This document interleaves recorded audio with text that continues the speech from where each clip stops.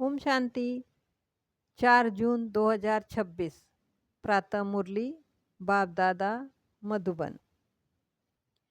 बाबा कहते, मीठे बच्चे, तुम पारलौकिक बाप को यथार्थ रीति जानते हो, इसीलिए तुम्हें ही सच्चे प्रीत बुद्धि व आस्तिक कहेंगे। प्रश्न, बाप के किस कर्तव्य से सिद्ध होता है कि वह भक्तों का रक्षक है? उत्तर, सब भक्तों को रावण की जेल से छुड़ाना, इंसॉल्वेंट से सॉल्वेंट बनाना, यह एक बाप का ही कर्तव्य है। जो पुराने भक्त हैं उन्हें ब्राह्मण बनाकर देवता बना देना, यही उनकी रक्षा है। भक्तों का रक्षक आया है अपने सभी भक्तों को मुक्ति, जीवन मुक्ति देने। गीत है भोलेनाथ से निराला।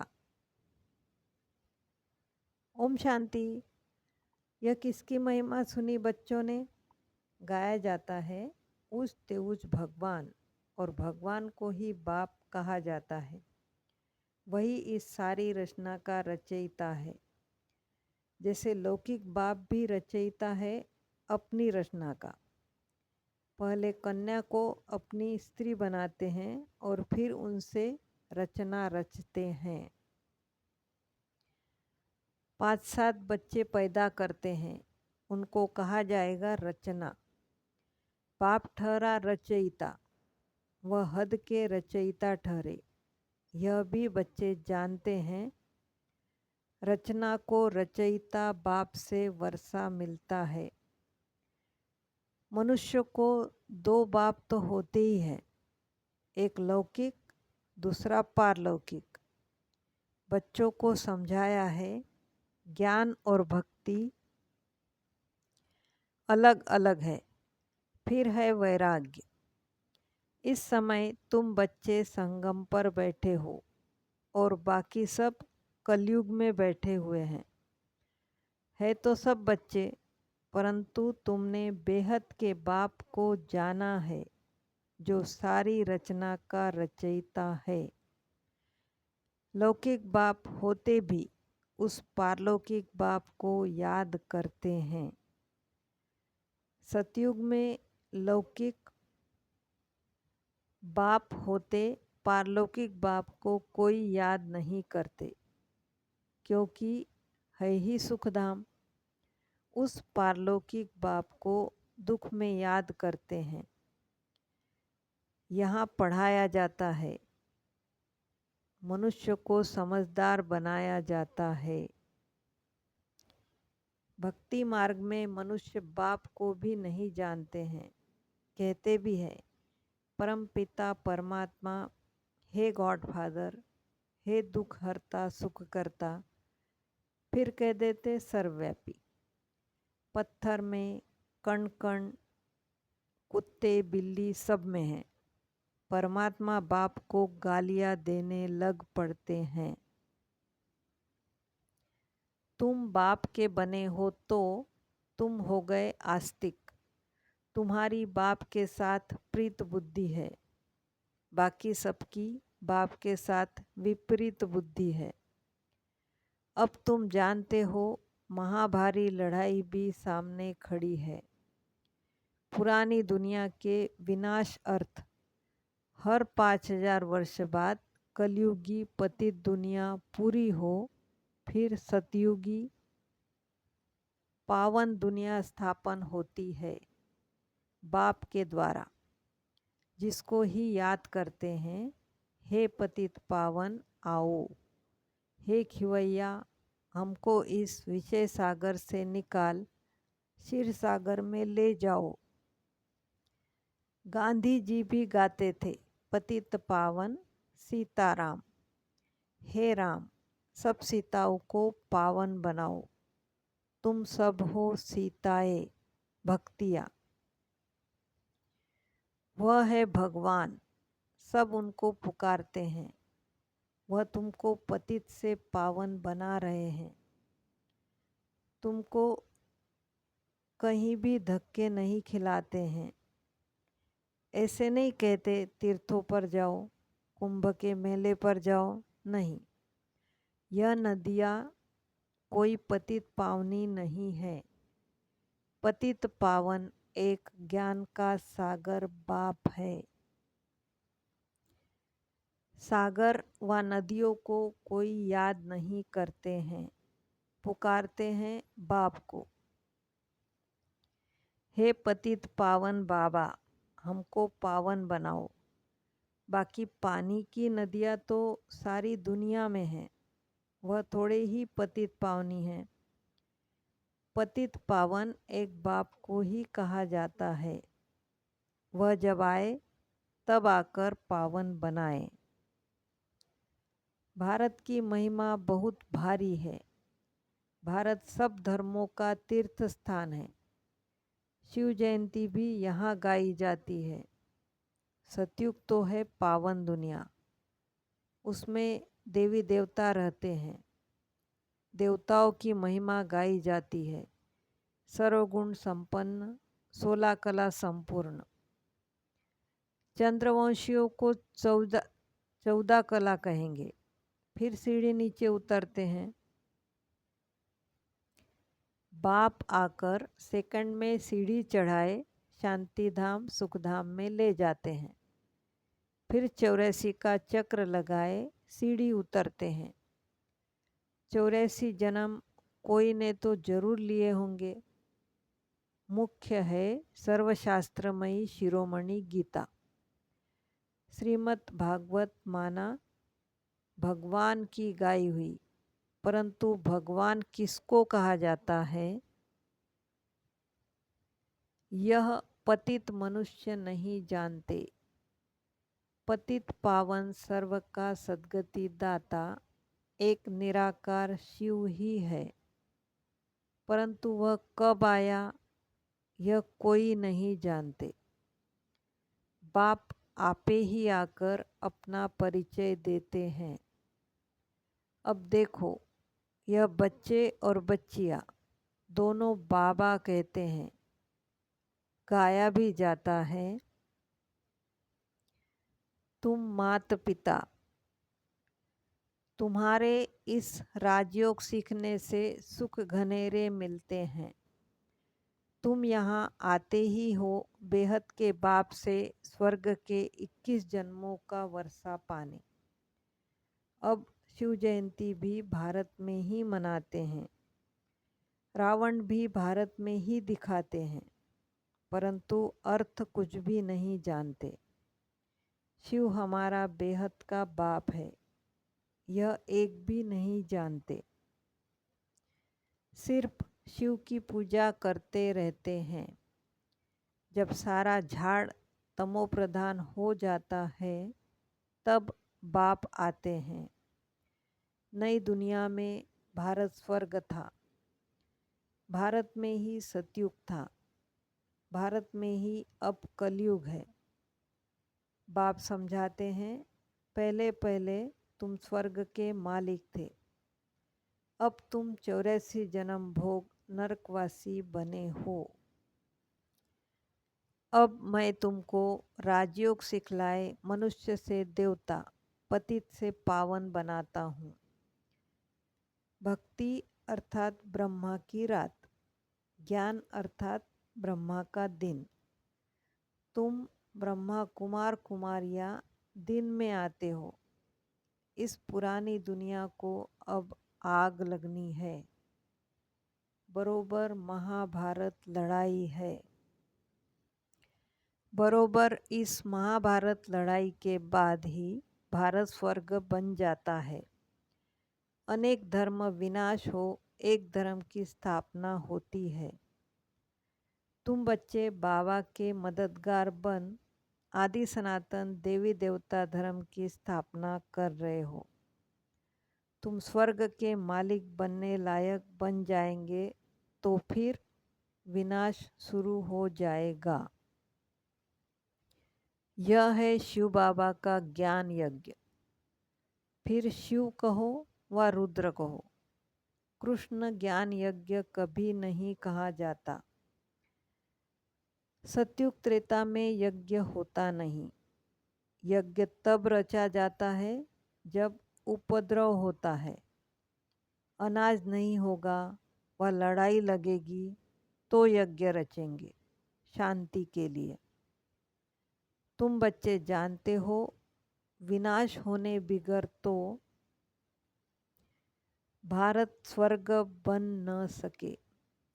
भारत माता शिव शक्ति सेना गाई हुई है, वंदना पवित्र की ही की जाती है।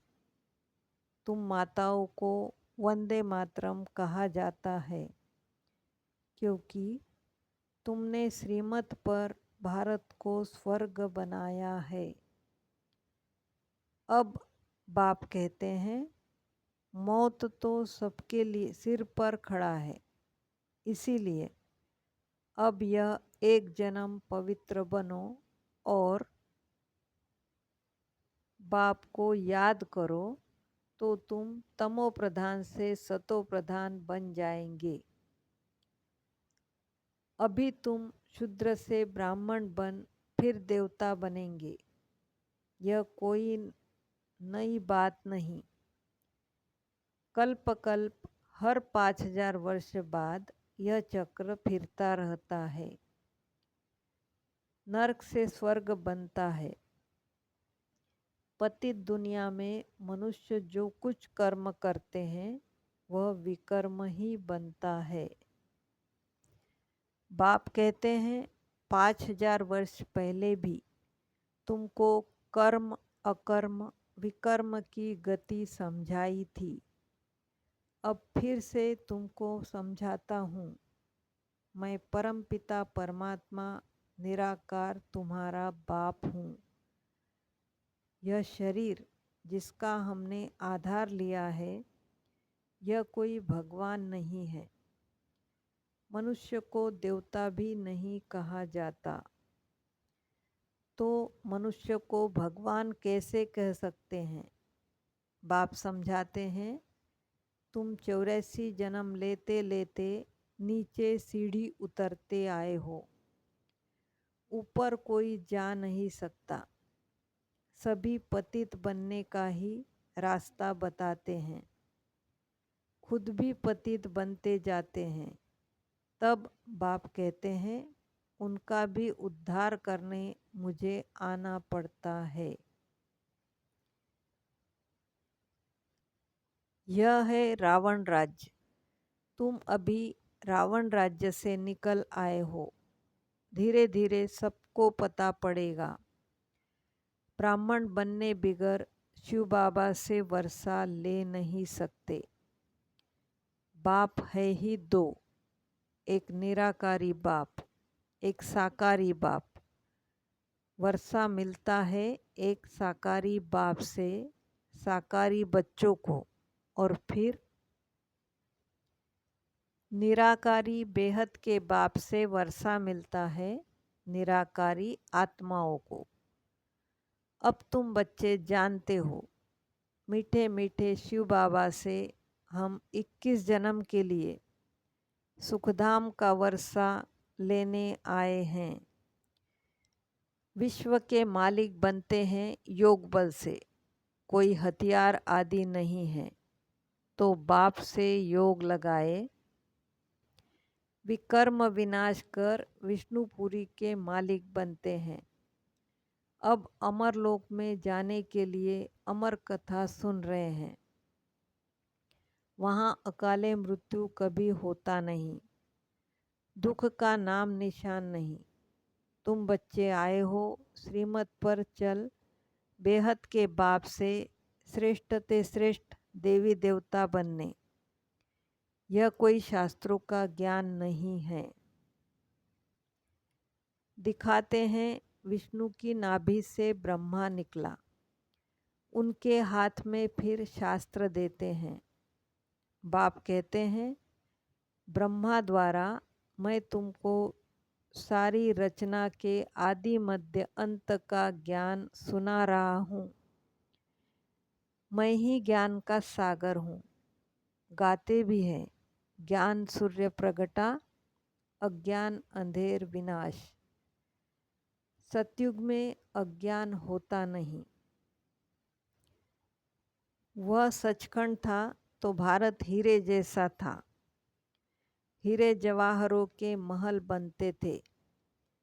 अभी तो मनुष्यों को पूरा खाने के लिए भी नहीं है। इनसॉल्वेंट विश्व को फिर सॉल्वेंट कौन बनाए? यह बाप का ही काम है। बाप को ही तरस पड़ता है। कहते हैं तुमको राजयोग सिखाने आया हूँ। नर को नारायण, नारी को लक्ष्मी बनाता हूँ। भक्तों का रक्षक है ही बाप। तुमको रावण की जेल से छुड़ाए सुखधाम में ले जाता हूँ। सारी दुनिया में जो ब्राह्मण बनेंगे वही देवता बनेंगे। ब्रह्मा का नाम भी बाला है, प्रजापिता ब्रह्मा। तुम ब्राह्मण हो सबसे उत्तम। तुम भारत की सच्ची रूहानी सेवा कर रहे हो। बाप की याद से ही विकर्म विनाश होंगे और कोई रास्ता नहीं है पतित से पावन बनने का। याद से ही खाद भस्म होगी। सोनार लोग जानते हैं सच्चा सोना झूठा सोना कैसे बनता है। उसमें चांदी तांबा लोहा डालते हैं। तुम भी पहले सतो प्रधान थे, फिर तुम्हारे में खाद पड़ती है। तमो प्रधान बन पड़े हो, अभी फिर सतो प्रधान बनना पड़े तब सतयुग में जा सकेंगे। बाप कहते हैं कोई भी देहधारी को याद नहीं करो। गृहस्थ व्यवहार में रहते एक बाप के सिवाय और कोई को याद नहीं करो तो तुम स्वर्गपुरी के मालिक बन जाएंगे। स्वर्ग अथवा विष्णुपुरी थी, अब रावणपुरी है, फिर विष्णुपुरी बनेगी जरूर। साधु संत आदि सबका उद्धार करने आता हूँ। तब ही कहा जाता है यदा यदा ही धर्मस्य ग्लानि। यह भारत की ही बात है। सर्व का सद्गति दाता मैं एक बाप शिव हूँ। शिव रुद्र सब उनके ही नाम हैं, अथाह नाम रख दिए हैं। बाप कहते हैं मेरा असली नाम तो एक ही है शिव। मैं शिव हूँ। तुम शालिग्राम बच्चे हो। तुम आधा कल्प देह अभिमानी रहे हो, अब देही अभिमानी बनो। एक बाप को जानने से बाप द्वारा तुम सब कुछ जान जाते हो। मास्टर ज्ञान सागर बन जाते हो। अच्छा, मीठे मीठे सिक्की लदे बच्चों प्रति मात पिता बाप दादा का याद प्यार और गुड मॉर्निंग। रूहानी बाप की रूहानी बच्चों को नमस्ते। हम रूहानी बच्चों की रूहानी मात पिता बाप दादा को याद प्यार गुड मॉर्निंग और नमस्ते। शुक्रिया बाबा, शुक्रिया। धारणा के लिए मुख्य सार। श्रीमत पर चलकर श्रेष्ठ ते श्रेष्ठ देवता बनना है। सारे विश्व की सच्ची सच्ची रूहानी सेवा करनी है। आदि सनातन देवी देवता धर्म की स्थापना में बाप का पूरा मददगार बनना है। आत्मा को सच्चा सोना बनाने के लिए एक बाप के सिवाय किसी भी देहधारी को याद नहीं करना है। पारलौकिक बाप से सच्ची सच्ची प्रीत रखनी है। वरदान। आत्मिक उन्नति के साधन द्वारा सर्व परिस्थितियों पर विजय प्राप्त करने वाले अकाल मूर्त भव। जैसे शरीर निर्वाह के लिए अनेक साधन अपनाते हो, ऐसे आत्मिक उन्नति के भी साधन अपनाओ। इसके लिए सदा अकाल मूर्त स्थिति में स्थित होने का अभ्यास करो। जो स्वयं को अकाल मूर्त आत्मा समझकर चलते हैं, वह अकाले मृत्यु से, अकाल से, सर्व समस्याओं से बच जाते हैं। मानसिक चिंताएं, मानसिक परिस्थितियों को हटाने के लिए सिर्फ अपने पुराने शरीर के भान को मिटाते जाओ। स्लोगन: कोई भी बात जो बार बार फील करता है, वह फाइनल में फेल हो जाता है। मातेश्वरी जी के अनमोल महावाक्य। मनुष्य साक्षात्कार में कैसे जाते हैं? यह जो साक्षात्कार में जाना होता है, तो इसकी फिलॉसफी भी बहुत महीन है। यह अंतवाहक शरीर से जाकर घूम आते हैं। जैसे कोई बाहर घूमने जाता है ना, तो ऐसे नहीं घूमने गया तो मरा, वो घूमकर फिर वापस लौटकर आएगा ना। तो यह भी आत्मा इस बॉडी से निकल अंतवाहक शरीर से सैर करने जाती है। थोड़े समय के लिए इनकी आत्मा उड़ता पंछी है। यह भी परमात्मा का काम है, जो उनकी रस्सी को खींच दिव्य दृष्टि से उनको साक्षात्कार कराता है। जैसे रात को हम जब शरीर से न्यारी आत्मा हो सुख पथ अथवा स्वप्न की अवस्था में चले जाते हैं, तो उसी समय शरीर शांत है, तो देह और देह के धर्म भूल जाते। परंतु ऐसे नहीं, कोई शरीर मर गया, फिर जब जागृत में आता है तो उस रात के सपने की अवस्था का वर्णन कर सुनाते हैं। वैसे परमात्मा के साथ योग लगाने से परमात्मा फिर दिव्य दृष्टि से आत्मा को सैर कराते हैं। फिर जब ध्यान से उठते हैं तो वो देखा हुआ साक्षात्कार फिर वर्णन कर सुनाते हैं कि हम यह देख कर आए। तो वह स्वप्न रजोगुण तमोगुण भी होता है। यह ध्यान फिर सतोगुण अवस्था है। तो ध्यान में कोई शरीर मरता नहीं है, मगर शरीर की भासना गुम हो जाती है। जैसे क्लोरोफार्म देने से शरीर की सुध-बुध भूल जाती है। देखो, डॉक्टर जब कोई अंग को डेड करते हैं तो इंजेक्शन लगाकर डेड कर देते हैं, परंतु और इंद्रियां तो चलती है। तो ध्यान भी इसी तरह से है कि आत्मा कोई उड़कर सैर कर आती है, परंतु शरीर मर नहीं जाता। अब यह रस्सी खींचने की स्मृति भी परमात्मा में है, न कि मनुष्य आत्मा में। अच्छा, ओम शांति। ये अव्यक्त इशारे सदा हर्षित रहने के लिए अपनी नेचर को सरल बनाओ, सहनशील बनो। सदा हर्षित रहने वालों का यादगार विष्णु के रूप में दिखाया है। विष्णु क्षीर सागर में आराम से लेटा हुआ ज्ञान का सिमरन कर हर्षित हो रहा है। तो हर्षित रहने का साधन है ज्ञान का सिमरन। जो जितना ज्ञान का सिमरन करते हैं वह उतना ही हर्षित रहते हैं। कोई भी परिस्थिति उनकी हिम्मत, उमंग, उल्लास को कम नहीं कर सकती।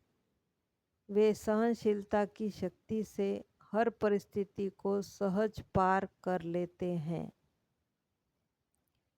ओम शांति।